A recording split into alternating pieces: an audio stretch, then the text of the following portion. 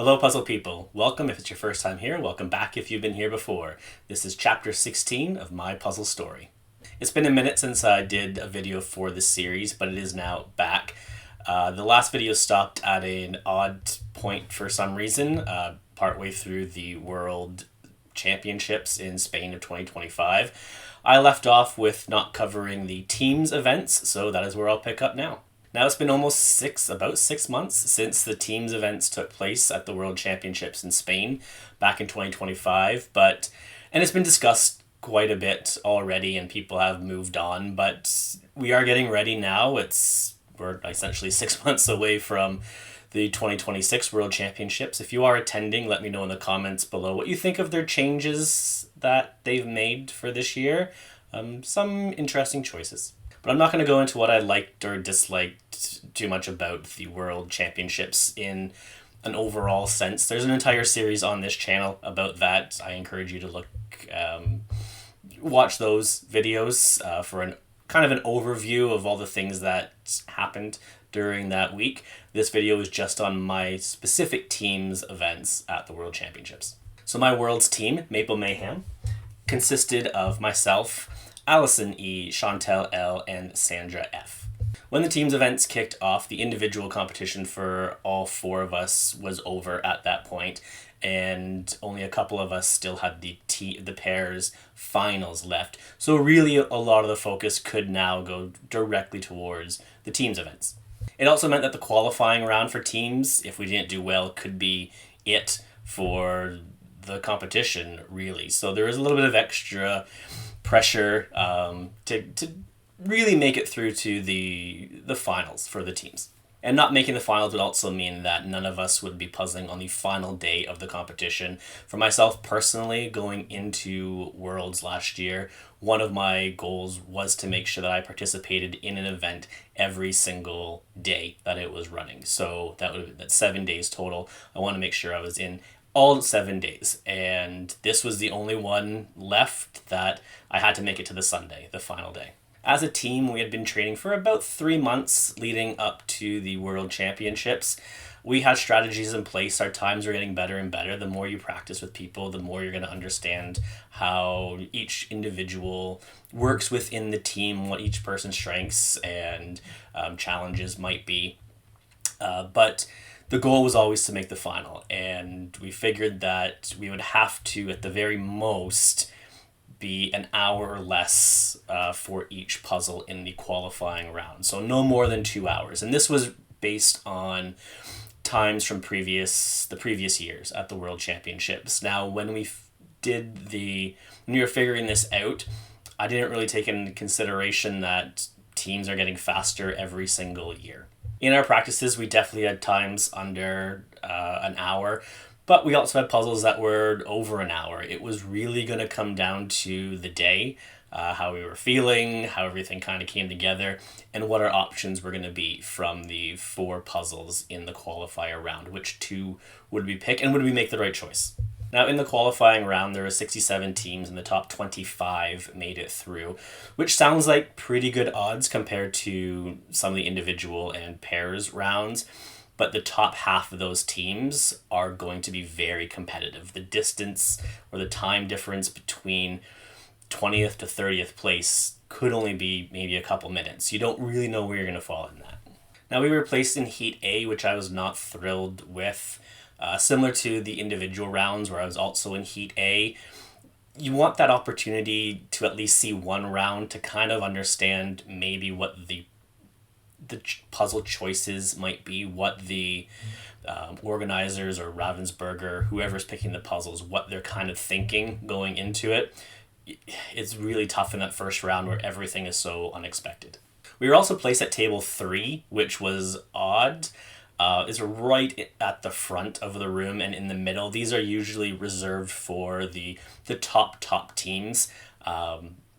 Which we are a good team. We're not a top team, but it does mean more space on one side of the table because there's no chairs from the other tables kind of backing into you. So this space is nice to have. But there's also a lot going on at the front of the room. You're much closer to the spectators. There's the giant screens. The camera people are running around all over the place. So there's a lot more distractions if you're not overly focused. Now, before we sat down, the 4 puzzles were visible on the tables while we were waiting to be allowed to go to the tables, because why would they want to keep the puzzles a secret? As a twist, 2 of the puzzles were Disney branded puzzles. Now, we thought this could be a possibility based on, I believe it was the pairs round, a Disney puzzle showed up there for the first time. So it was a possibility this could happen in the teams, and it did. Now, the Disney theme puzzles, they can be very attractive to puzzlers. You may know the characters a bit better. People just like Disney. Looking at the results afterwards, one puzzle was the clear favorite amongst most of the teams, while one Disney puzzle no one really liked. But it was kind of split between Disney and another puzzle. But the 2 Disney puzzles were the least chosen, and not a lot of teams fell for the red herring, which is nice to see. Now, I have spoken with some of the teams that did choose a Disney puzzle. Most of them said it was because they had done the puzzle before, which is understandable. That's going to give you an advantage, and that makes complete sense. And none of the puzzles were unreleased in this, so there was a good chance that you had done at least one of the puzzles on the table. I believe someone on our team had done one of the puzzles, maybe one of the Disney ones. We didn't go with that, though. Now, our team, not including me because I don't pick puzzles well, we decided to go with the Bridgerton themed puzzle and the Amsterdam themed puzzle, starting with Bridgerton first. Now, it was just one of those days where everything kind of clicked for the team. The goal was to be under the 2-hour mark, and while that isn't a guarantee to move on, it does help your odds. We finished with the 10th fastest time for Bridgerton of the 61 teams that chose it. So 61 out of 67 teams went with the Bridgerton puzzle, so that was clearly the right choice to do. And we finished with a time of 44 minutes and 3 seconds. That was our second fastest time as a team for a puzzle that we have done together, but it was our fastest time for a puzzle where it was the first attempt for all of us. So that felt pretty good, and we're off to a very, very good start at the World Championships in the teams event. And the teams event is 2 puzzles, and anything can happen between puzzle 1 and puzzle 2. There's no guarantee how fast you went. And obviously at the time we didn't know we were the 10th fastest team for the Bridgerton puzzle. You could kind of estimate based on cheers around the room, but because it's teams, cheering might not happen quite as much because everyone knows there's a second puzzle. So yeah, there's still 1,000 pieces left to go. 1,008 pieces left to go. We put the puzzle back in the box, like you're supposed to, and moved on to the Amsterdam puzzle. If you've not participated in a teams event like this, where it's a puzzle back-to-back, a lot of national championships, it's only 1,000-piece puzzle. It's not overly common to see 2 puzzles or 2,000-piece puzzles back-to-back in a major competition. It's kind of like a mini marathon. Part of the training going into Worlds was doing 2 puzzles back-to-back because you need to practice that extended focus time and being able to switch mindsets from one puzzle to another. Because we did really well with the first puzzle at 44 minutes and whatever seconds, no team finished both puzzles before we finished our first, which is a good feeling straight away for us. If a team had finished both puzzles before we had finished one, there would maybe have been some concern. Highly unlikely that you're going to finish 2 puzzles that quickly, but it's possible. But we finished at 44 minutes in the first one. We're fine. Now, around 22 minutes into our second puzzle, the Amsterdam-themed puzzle, the first team finished their second puzzle to win the heat. 24 spots left. Now, what is tough in the teams round is because there's 2 puzzles, and 2 puzzles per team, you don't necessarily know who's finishing their first puzzle or their second puzzle, and neither do the spectators. Once we get a little bit further into the competition, once you're over that hour mark, especially as you're approaching an hour 10, hour 20, hour 30, and they're showing people finishing puzzles on the screen, or the jumbotron inside of the room. It's tough. There's going to be clapping, there's going to be cheering, not as loud as usual, but you can't mentally be counting how many people are finished in front of you. So it's easier to kind of tune that out, but you're still aware that people are finishing puzzles. You just don't know if it's their first or the second. This is also the first time I've experienced this as well. I had never participated in a competition, I don't think, no, where a team has had to finish 2 puzzles. So a unique experience, and yeah, maybe it was a bit distracting for me. But like I said, team 1 finished, and when the first team finished, we knew it was the first team to finish. Loud. There was much louder cheers, and the team that won the heat, it was expected they were going to win the heat. Now, when the next team finished 11 seconds later, again, we knew, because that team was obviously going to do well, was also going to do well. We knew that was done, but that's 2 spots gone within 11 seconds, and nerves might start setting in a little bit. So now there's only 23 spots left. If this is how quick all the qualifying teams are going to be, this might be tougher to get through than originally thought. And the first team finished at 1 hour and 6 minutes and 51 seconds, so not even close to the 2-hour mark. That leaves a lot of room for teams to finish before the 2 hours is over. Now, we were moving at a good speeds. This puzzle was a bit tougher, in my opinion, but it was coming together. It's also the second puzzle, so sometimes you might go a little bit slower. When it's the second one, just out of focuses might go away a little bit. You never know what the factors are going to be. But we did finish with a time of 46 minutes and 33 seconds, tying for the 8th fastest time of all the teams that chose that puzzle. 36 out of the 67 teams chose it. Now, our final time was 1 hour, 30 minutes, and 36 seconds for both puzzles combined, placing us 11th overall in the round. Easily our fastest back-to-back puzzles. It couldn't have come at a better time. We just kind of all locked in for the competition and did what we had to do. And finishing 11th, that's 14 spots clear of what we needed to qualify for the finals. And yeah, I'm so happy with that. Now, the cutoff time for the 25th place team was 1 hour, 48 minutes, and 56 seconds. So about 11 minutes under the 2-hour mark.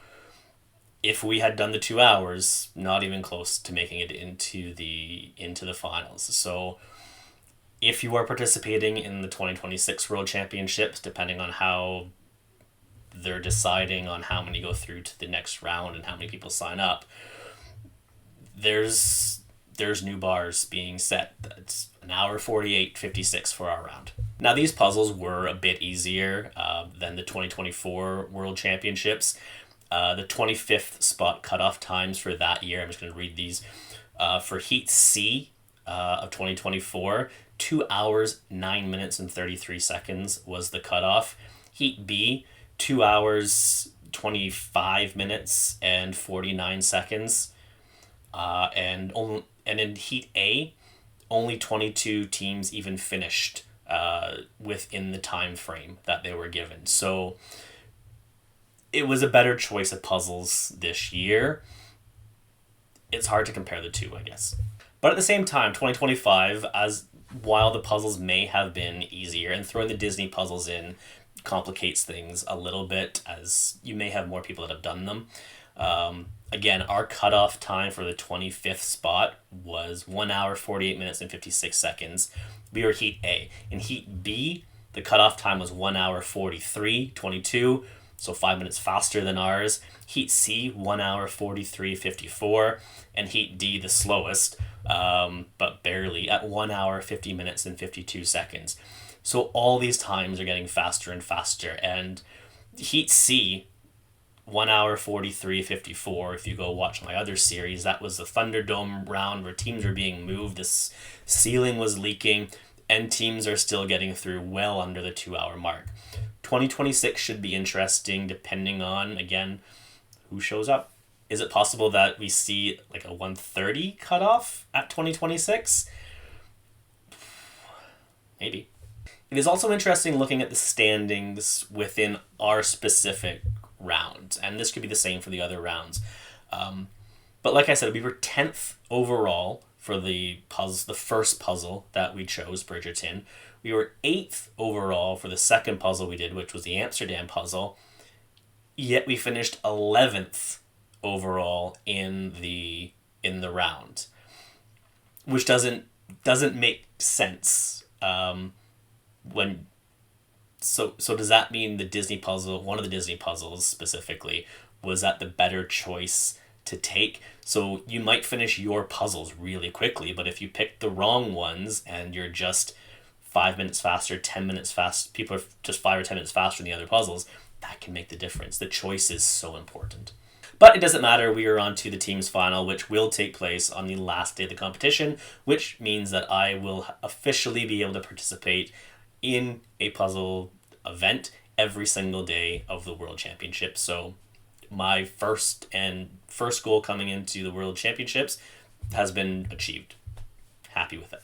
Now when the final day arrives on the Sunday, all other events are done. This is the culmination of the World Championships. This is it. Going into the finals, it has been a long week as well. Participating in an event every day does take it a bit out of you. There's also other stuff you're doing between the events and in the evenings. It's the heat over the course of the week as well. It's added up to this point. I probably was not at my best that day. I can't speak for the rest of my team on what they were doing. But when you sit down at the table, that has to go away, and every ounce of energy you have left, go for it. Now the puzzles aren't visible when you walk into the room. Amazing. But due to the choices made we do have to take the boxes out of the bags a minute or so before the round actually starts, to cut the seals off. If they make one small change to the 2026 World Championship, just let it be. Just cut off this. I'm not going to go into it again. So the two puzzles, unreleased puzzles, kind of, are Ladybug Lane and Aurora Borealis. Now the reason I say kind of is the Aurora Borealis image, I have seen the image before. There's a lot of Aurora Borealis pictures out there, but it did look somewhat familiar. So I don't know for sure if it was on a puzzle or not. I've since found that picture in multiple places from before this puzzle was printed, before the World Championships puzzle was printed. I don't know if it made a difference for any teams, but it's nice having unreleased puzzles. It's a standard photograph image. I don't think it's worthy of a World's Finals. We'll get to that in a second. Now my team decides to start with Ladybug Lane. Not my choice, but doesn't really matter. In the end, you have to do both puzzles. The puzzle is much tougher than it looks, as the colors are scattered everywhere. I've done it with another team recently, and it was just as challenging the second time. You can't really remember where everything goes, just because the colors are scattered everywhere. Yeah. It felt a little bit more disjointed just because there's no set projects to work on. You can work on colors, but there's a lot of overlapping colors, and hands are kind of a bit more everywhere. The river that kind of runs through it is very difficult to do without having everything else around it. So it's a tough team's puzzle. It's It's not a great image for teams, but it's a good teams puzzle, if that makes sense. You're not going to fly through it, and nor should you in a World Championships final. You just have to have good organization, good communication with your team. But we do all right, and we finished that puzzle just over an hour with a time of 1 hour, 4 minutes, and 37 seconds. Definitely slower than our qualifier time by about 20 minutes, which is a lot. But this puzzle was tougher. Now, as I mentioned, this is the end of the week.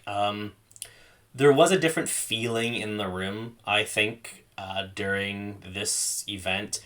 At least for me and for some others I spoke to as well, who weren't on the teams competing for victory. The sense of urgency seemed to be gone. I think there was a number of factors, some I've already mentioned, that contributed to that. But again, it's at the end of the very long week. And we kind of knew which teams are going to be the top teams as well, which I think takes away from it a little bit. There's also no semifinals in the teams event. You just go straight from the qualifier to the finals. So you don't have that chance to kind of build up the anticipation of making the finals and feeling like you really earned it over multiple rounds like you have to do in the individuals and the pairs. I don't think I've ever seen a competition where they've had a semifinals for teams. Maybe just there's less puzzles required as what I don't know. It just felt different. We moved on to the final puzzle, our second puzzle, which was the Aurora Borealis. And less than 12 minutes in, the first team finishes with a time of 1:16:04. Absolutely incredible time. By the 1:30 mark, 10 teams had finished. We're probably not finishing in 11th place again unless a miracle happens. We're not finishing in 11th place like we did in our qualifiers. That's fine. Again, Aurora Borealis, it's a bit more of a team sortable puzzle. There's clearly different sections on it. It's a darker puzzle, which is always a bit tougher, especially depending on the location you're in. Lighting was okay, but it is just a darker puzzle. It's just to go back to it. I bought all the puzzles, or brought home all the unreleased puzzles except for 2 from the World Championships. I didn't bring home the pairs. Nope, the semifinal B puzzle for the individuals. The Paris one, not my type of puzzle. I'll borrow it, but I don't need to own that one. And I didn't get the Aurora Borealis puzzle because, like I said, it's just a photograph of a puzzle of the Aurora. We see this picture all over the place. I think every brand has multiple versions of this. That might be my most disappointing puzzle of the event. Not thrilled with it. Now, we do pick up the pace a little bit with this one. I do think the Aurora Borealis puzzle is a bit easier, but it is the second puzzle, so focus can sway a little bit. It's been a long week, but we do get under an hour, which was my main team goal for each of the puzzles that we were going to do, with a time of 58 minutes and 28 seconds. So, you know what? It's fine. Now, our overall time was on under the 2-hour mark that I really, really wanted to get, but our total time was 2 hours, 3 minutes, and 5 seconds, placing us as the 68th fastest team in the world last year. And for my first Worlds, I'm good with that. Like I said, this is the first time I've competed at an event where we've had to do a puzzle back-to-back in the same round. It's a different atmosphere that's going on. We made the finals, and that's what mattered most in the teams event. Now, 4 other Canadian teams beat us, which I would have liked to have done better there. That is a goal for next time. We'll see how 2026 goes. Now, that is a wrap for the events that I took part in at the 2025 World Championships. I will probably do one more chapter on Worlds, just as kind of my overall experience, personal experience from just the week as a whole, especially as we are now about 6 months away from 2026 taking place. If there's questions that people have about Spain, I'm happy to answer those. Just leave a comment below. I'm just going to cover what I thought about the World Championships in the next video, good and bad. Yeah. I'm going again, so that should be a bit of a predictor that it wasn't horrific. But that is it for this chapter, at least. I did enjoy my Worlds team experience overall, especially the qualifying round. I think we absolutely killed it in that round, higher than I think most of our expectations were. So that's great to see. Now my team for 2026 is completely different.